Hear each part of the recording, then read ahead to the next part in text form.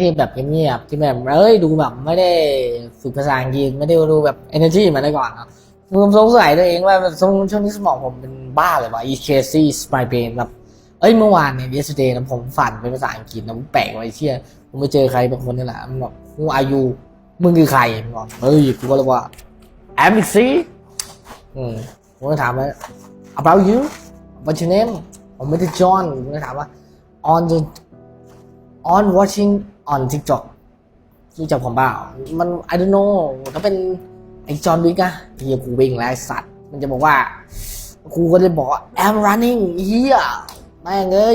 เดี๋ยวมันจะบอกว่า I kill my dog มันจะฆ่าหมากูไปเลยครับก็เขาจัดโจกิงนะแบบเป็นมุกเฉยๆนะนั่นแหละนะครับผมก็เลยแปลกใจผมเลยถาม ChatGPT ว่ามันคืออะไรวะมันคืออย่างนี้นี่คือฟังเพลงไทยก็ไม่อินเอาง่ายคือแบบผมอินเพลงสากลมากกว่าผมก็ได้บูลลี่ไทยนะแต่ก็ถือว่าฟังเดี๋ยวนี้ฟังเพลงไทยไม่ค่อยได้อินเหมือนกับเพลงสากลนี่รู้สึกอินมากกว่ารู้สึกว่าถามว่ามันเป็นอะไรมันก็ว่าสมองกำลังเปลี่ยนภาษาอย่างจริงจังเดี๋ยวนี้เองก็เลยบอกอีเคซี่หรือเปล่าวะมึงบ้าบอกว่าสมองกูคือแบบไม่อินในภาษาไทยแต่ไม่ได้บอกว่าภาษาไทยไม่ดีนะดีนะครับผมก็พูดภาษาไทยอยู่เนี่ย